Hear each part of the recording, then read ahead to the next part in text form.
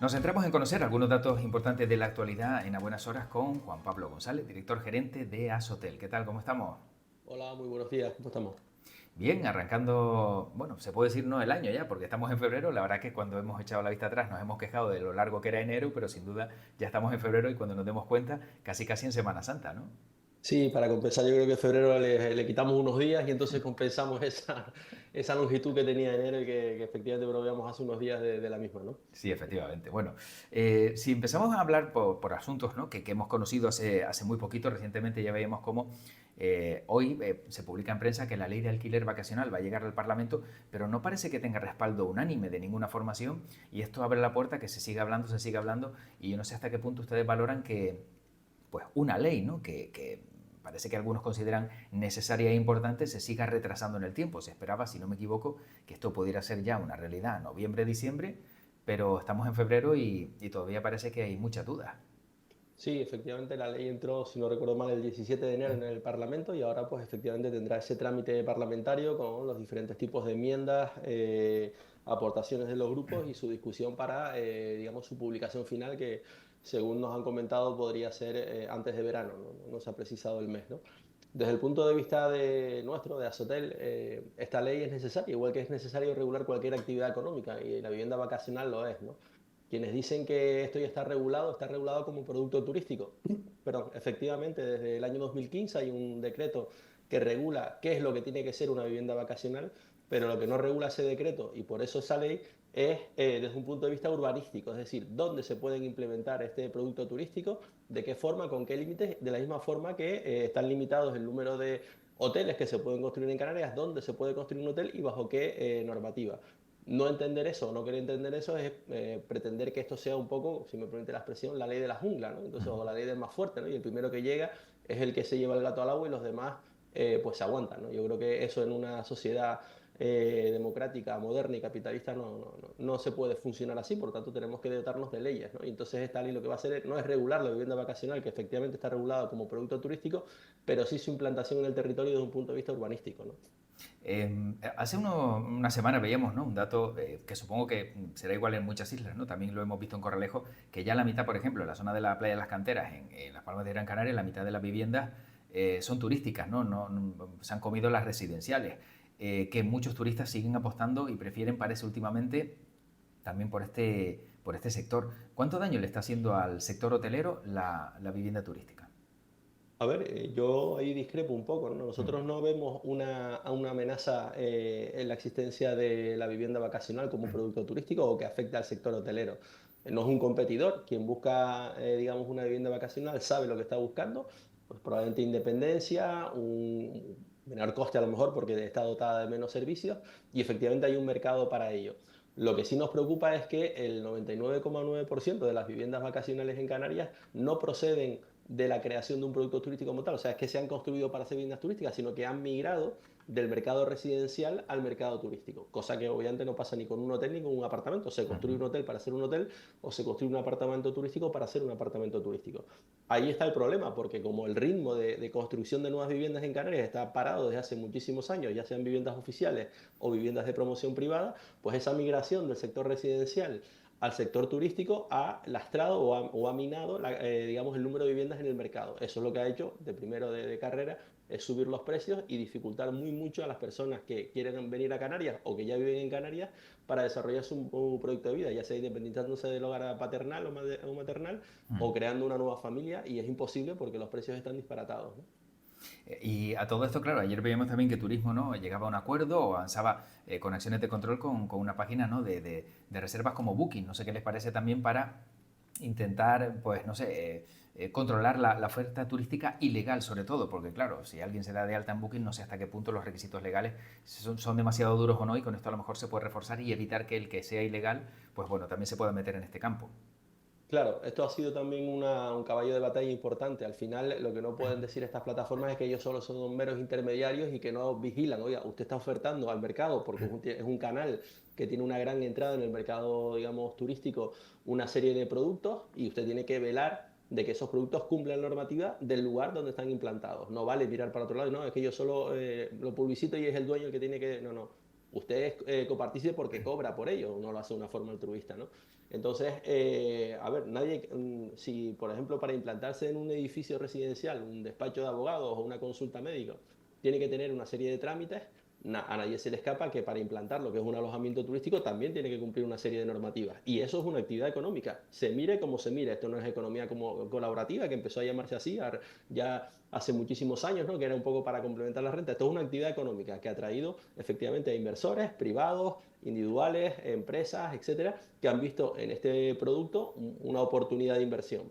Pero como digo, o como decía antes, esto tiene que estar regulado. Esto no puede ser el primero que llega, el primero que se la lleva y sale el que pueda, ¿no? Esto no funciona así, o una economía seria no debe funcionar así. Por lo tanto, entendemos que tiene que estar regulado y, bueno, una de las cosas que anunciaba la consejera, que una vez que la ley entre en vigor, habrá una restricción, una reducción de la oferta, precisamente porque hay muchas viviendas que no cumplen o que no cumplen los requisitos de la ley, sobre todo por la vía de la actividad económica. Muy pocas tienen una licencia de actividad clasificada, ¿no? Y lo son, lo son.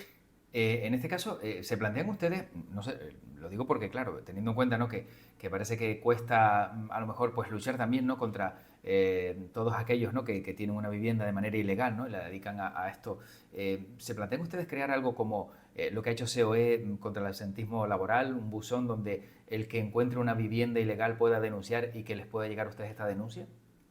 Bueno, nosotros no somos administración, nosotros somos asociación empresarial, por lo Mm. tanto no nos corresponde a nosotros declarar o no la ilegalidad porque no somos legisladores, ¿no? Entonces, esos buzones ya existen, de hecho, en alguna ocasión se han utilizado porque, bueno, sobre todo tenemos dentro de Azotel un grupo de empresarios que trabajan en el ámbito rural, casas rurales, hoteles rurales, y la verdad que son ellos los que conocen de primera mano, y permítame la expresión, las atrocidades, ¿no? que se convierten, que se realizan en el ámbito rural, implantando todo tipo de soluciones alojativas, vamos a llamarlo así, y perdone el eufemismo, ¿no? Pero hemos visto desde yurtas mongolas, hemos visto barriles de sidra convertidos en vivienda, entonces vivienda turística, ¿no? Y se supone que tiene un cierto encanto, ¿no? A mí lo que me llama la atención no es que alguien tenga la osadía de ofertar eso al mercado, me parece todavía más osado que alguien pueda alojarse ahí y pagar por ello, pero bueno, hay gente para todo, como decía aquel, ¿no? Entonces, efectivamente, ese buzón de denuncia se presenta, existe, como digo, en la Consejería de Turismo, se presenta la denuncia correspondiente, la inspección actúa y si efectivamente no está ajustado al cumpliendo la normativa, se le propone para una propuesta de sanción. Pero no nos corresponde a nosotros convertirnos en policía, porque para eso están las administraciones y deben hacer su trabajo, ¿no? ¿Y qué le parece ese buzón puesto por la COE que ha levantado tantas críticas digamos, en sindicatos, ¿no? O incluso dentro de formaciones como el Partido Socialista? Bueno, al final, desde luego tenemos un problema, el que diga lo contrario creo que se equivoca, ¿no? Que hay un problema con el absentismo en este país que se está comiendo el 7% del PIB, más de 140.000 millones al año cuesta el absentismo en España en todos los sectores. Y por lo tanto hay que empezar a poner soluciones. Unas serán de mayor calado o mejor aceptadas y otras no. Ya existe también, y ahí estoy de acuerdo con el presidente de la COE que lo decía ayer en una entrevista en la radio, que hay un buzón también para denunciar la economía sumergida, es decir, para empresas o empresarios o pseudoempresarios que hacen actividades al margen de lo que el resto cumple con la normativa. Por lo tanto, parece lógico también que este tipo de cuestiones puede gustar más o puede gustar menos, yo lo puedo entender, pero tampoco va a ser la solución definitiva. Hay un problema de base que es que, y lo explica muy bien las mutuos cuando nos hemos reunido con ellos, el problema de base es que quien gestiona no paga, en el caso de las IT, y quien paga no gestiona.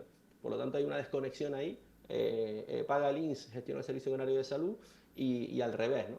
Entonces, ahí se produce una desconexión, hay una falta evidente de recursos también en lo público y después también se pone encima de la mesa la sospecha como que los médicos de las mutuas, si fueran ellos los que tuvieran que dar las altas, darían alta a todo el mundo aunque te tuvieras el brazo colgando, ¿no? Claro. Eso no es así. Si los mismos médicos del Servicio Canario de Salud son profesionales, los de las mutuas también lo son.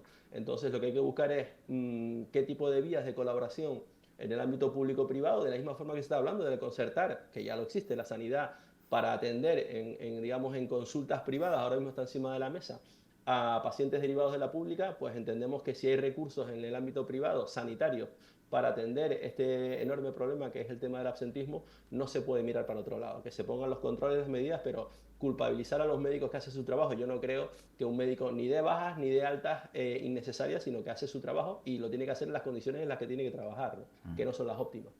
Y teniendo en cuenta, ¿no?, esa gran, pues ese gran dato, ¿no?, que nos daba también Juan Pablo González sobre el absentismo que hay en este país, en Canarias, entiendo que también, ¿no?, pues un dato alarmante, le siguen incluso costando encontrar personal. No sé si este problema persiste, se le suma a las personas que están de baja, a lo mejor yo no sé si están viendo bueno, que llegará un momento en el que encontrar trabajadores va a ser una tarea imposible y que tendrán que buscar alguna solución urgente, o esto ya se ha normalizado.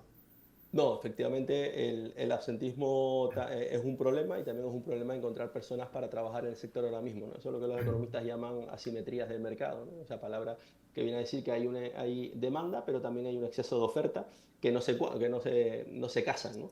¿Qué pasa? Bueno, pues hay problemas externos que están afectando, y antes decíamos algunos, para que las personas decidan trabajar en el sector. Los externos tienen que ver con temas de movilidad. Sabemos los problemas que tenemos en esta isla para movernos de norte a sur, de sur a norte, de donde está, digamos, los trabajadores, o los potenciales trabajadores, donde está el trabajo. Después también el tema de la vivienda que lo comentábamos. Si al final no puedes vivir cerca de donde trabajas, te tienes que ir lejos, y si ir lejos significa moverte todos los días, y hay gente, lo puedo entender, que no está dispuesto a dejarse 1 hora y media o 2 horas todos los días en ida y vuelta en la autopista, ¿no? 2 de ida y 2 de vuelta.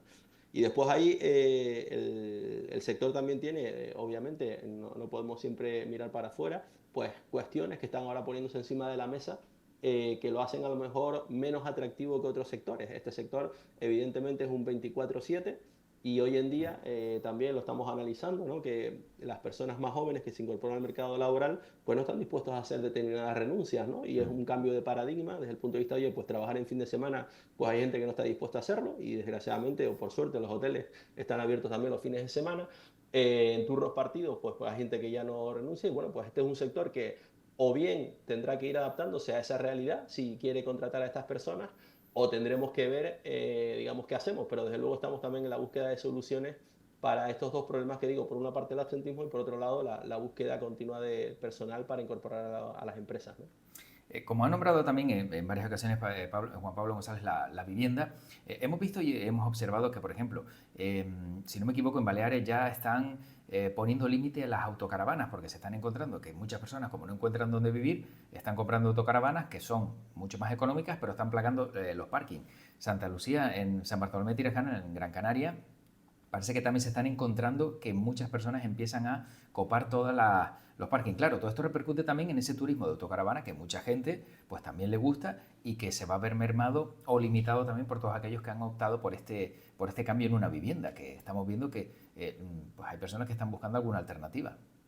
Sí, anteayer, hoy ya también soy asiduo oyente de la radio, y oía también la entrevista a un profesor que él se había comprado una autocaravana porque era profesor sustituto, e iba haciendo el recorrido itinerante en función de los colegios a los donde los mandaban cuando tenía que sustituir a un profesor, y dice, mira, como no puedo comprarme una vivienda porque no me lo puedo permitir, y tampoco sé dónde me van a mandar, como un poco como la Legión, donde sea necesario, pues ahí el pobre iba con su autocaravana. No era una decisión, digamos, de la que se sentía especialmente orgulloso, sino era una necesidad imperiosa por ese tema. Dicho esto, este es otro problema que se ha generado, ¿no? O sea, nosotros todos los usuarios, yo no soy usuario de autocaravanas, pero todos los usuarios parece que quieren estar en primera línea de playa y tener allí su asentamiento, ¿no? Claro, si todo el mundo quiere hacer eso, pues evidentemente se acabó la primera línea de playa, ¿no?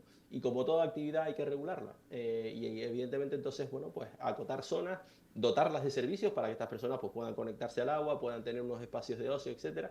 Pero lo que no puede ser es la ley, insisto, la ley de la jungla, que es un poco la que parece que quiere a veces imponerse por parte de determinados colectivos, de que, bueno, yo tengo mi caravana, la pongo ahí en primera línea y ya tengo vistas al mar, saco la mesa, el tenderete, y todas las mañanas el que vaya a ser el usuario de la playa y que quiera aparcar no puede porque hay 14 en el sitio que cabrían a lo mejor 30 coches, ¿no? Bueno, pues esto, una vez más, necesita de una regulación. Sabemos que hay una normativa un poco laxa que en Canarias, y que hay competencias municipales que tienen que ver desde el punto de vista de la ordenación, de dónde pueden aparcar y con qué limitación, pero como todo en la vida, es ponerse a trabajar, remangarse y buscar una solución y crear esos espacios, digamos, de camping o zonas de acampada donde ellos estén dotados de servicios. Esto es una modalidad muy extendida en Europa, sobre todo, claro, países como puede ser la propia España, por supuesto, pero también Francia, donde hay una una amplia red de campings y de zonas para este tipo de vehículos. Pero lo que no puede ser es eso, la primera línea de playa, coparla digamos, monopolizarla por parte de ellos exclusivamente, ¿no? Bueno, hemos visto también desde Asotel, ¿no?, que ya han hecho una valoración de esa inversión que va a ser AENA en los diferentes aeropuertos de Canarias. Positiva, negativa, se quedan cortos, va a dar para tener los aeropuertos en condiciones a día de hoy. Bueno, desde luego era una medida muy esperada, muy solicitada por parte de todos los colectivos que de una u otra forma estamos vinculados al sector turístico. Tenemos que tener en cuenta que hablamos de un aeropuerto del año 78 y que, bueno, ha tenido algunas inversiones, pero no las más acertadas, con esa terminal anexa que nunca terminó de entrar en funcionamiento de una forma 100%, y por lo tanto se hacía necesario, siendo además uno de los aeropuertos top 5 de la red de AENA, ¿no? Por lo tanto, en el país. Por lo tanto, era necesario ya incorporar a ese DORA, ese documento inversor que regula las inversiones de los aeropuertos, el aeropuerto del sur, que bueno, lo estaba pidiendo a gritos. Por lo tanto, tarde sí, pero celebrar al fin y al cabo que esta inversión se haya, digamos, conseguido. Y ahora lo que nos preocupa es el tiempo de ejecución de las obras, porque claro, obras son amores, ¿no?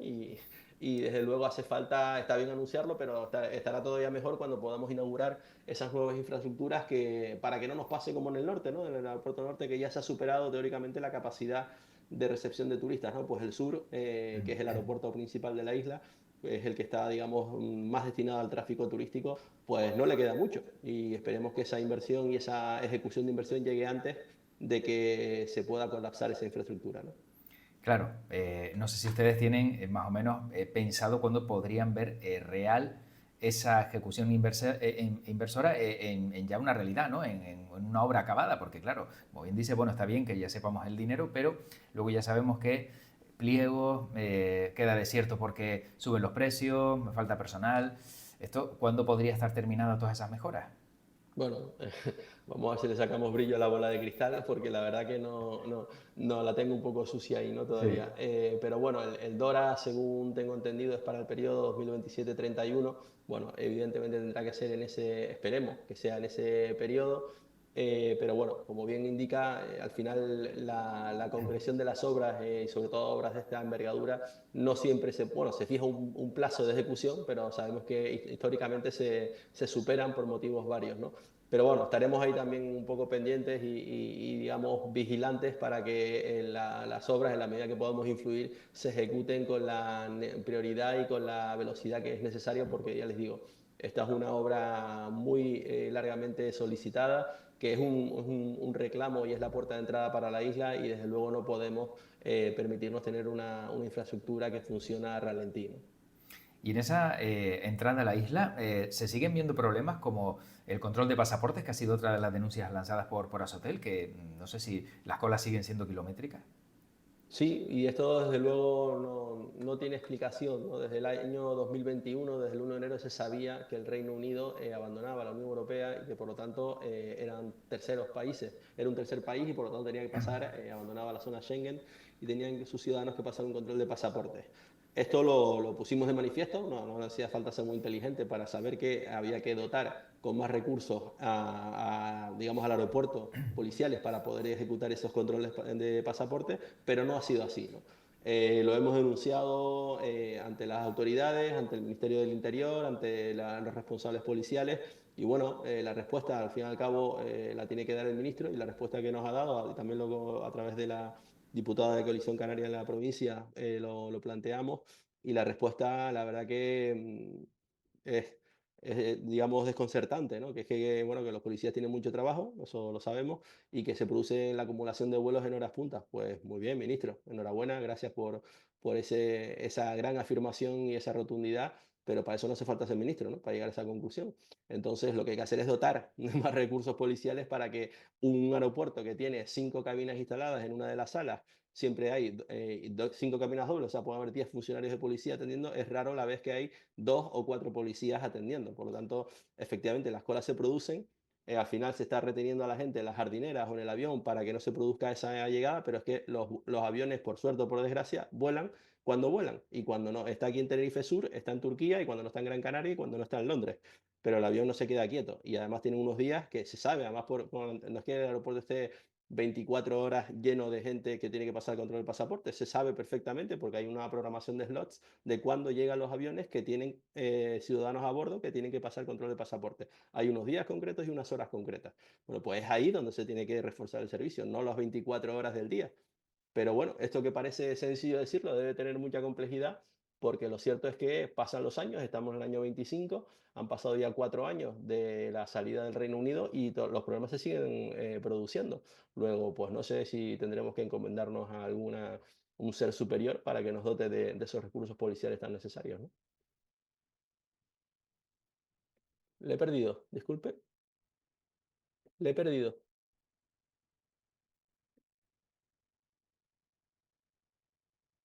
Perdón porque le he perdido. Ok,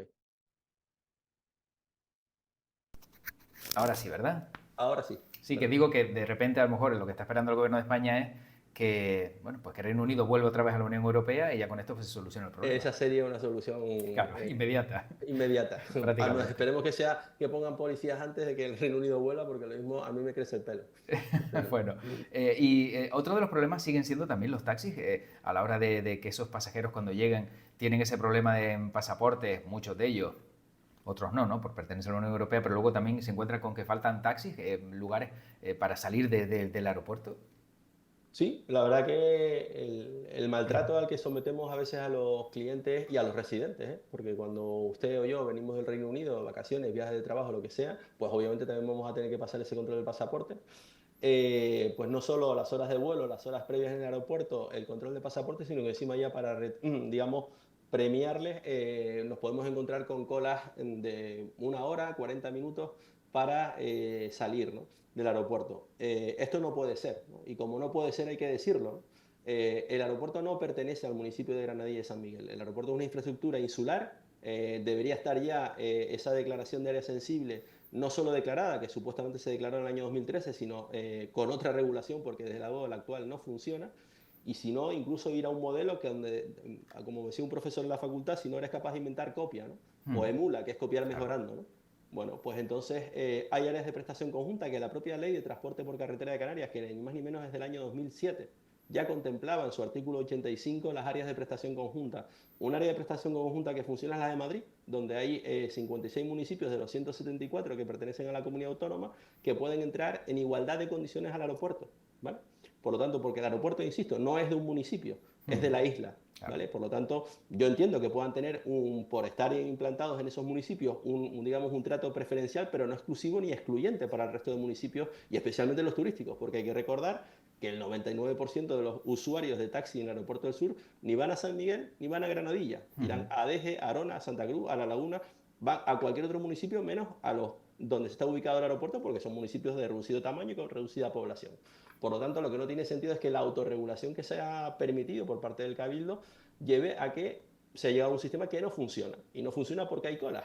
Usted, Claro. y cuando va a Madrid, sale de la terminal de la T2 y se encuentra efectivamente una cola, pero una cola que fluye, donde hay 50 taxis por 4 de ancho que van permanentemente recogiendo. Luego, a lo mejor usted puede ver 200 personas en la cola, pero usted tarda 15 minutos en subirse un taxi, como máximo.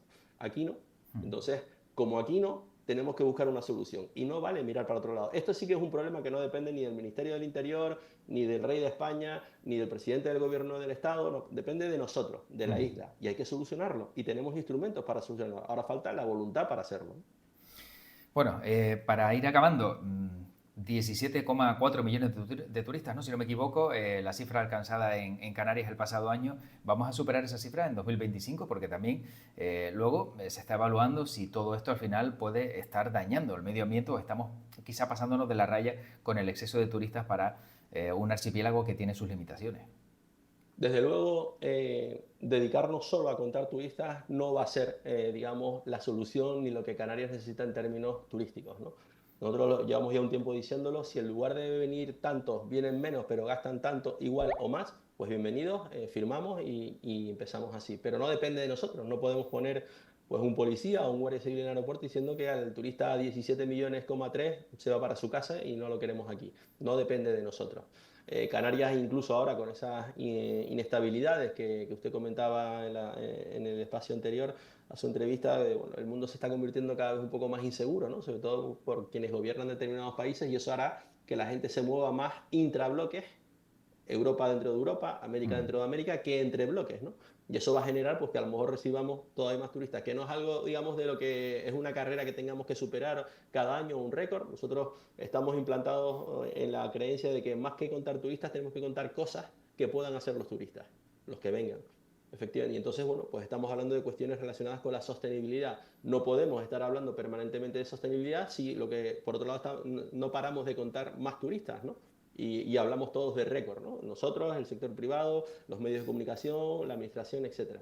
Tenemos que estar centrados en aquellas soluciones que realmente, uno, garantizan que la economía que genera el turismo sea permeable al conjunto de los residentes en Canarias y por otro lado también garantizar, como usted bien decía, que el impacto que cualquier actividad económica genera, porque es inevitable, sea el menor posible y sobre todo establecer medidas para reparar esos impactos. Yo creo que ese es el turismo que Canarias tiene que ir buscando, más que centrarnos en celebrar año tras año como si estuviéramos en el libro de los récords, que cuantos más mejor, no, cuanto mejor, mejor, no cuanto más mejor. Bueno, pues terminamos. Juan Pablo González, director gerente de Azotel. Le agradecemos, como siempre, pues, que nos haya relatado la situación actual del sector, algunas demandas también, ¿no?, desde Azotel. Y como sé que Juan Pablo González es seguidor de los días internacionales, hoy es el Día Internacional de Bob Marley. No sé si tiene algo que decir o hay alguna canción que tenga preferida de Bob Marley, que alguna habrá, digo yo. Bueno, desde luego sí, es una música con la que crecimos, ¿no? Yo creo que lo de mi generación, los cincuentones, el reggae formaba parte de esa música que nos acompañaba en fiestas, celebraciones y demás, ¿no? En los tiempos jóvenes y universitarios. Evidentemente no tengo las rastas que tenía Bob Marley, pero bueno, sí soy seguidor de su música. Buffalo Soldier, ¿no? Quizás es una de las Sí. canciones por lo que significaba, digamos, la historia que es de las que te viene cuando intentas acordarte de música reggae, la primera, ¿no? Pero después incluso hubo otros músicos relacionados también con el reggae, pues Eddie Grant, que generaron también pues una historia, ¿no? O sea, que sí, que es una música que yo creo que a las generaciones, a todas, les puede gustar, pero a la nuestra especialmente, que crecimos con ella. Sin duda. Y quien no lo conozca, que también investigue un poquito, porque seguro que más de una canción les va a encantar de Bob Marley. Juan Pablo González, muchísimas gracias, mucha suerte y como siempre, pues aquí encantados de poder charlar sobre la actualidad del mundo del turismo. Muchísimas gracias a ustedes, muy buenos días. Igualmente, hasta luego.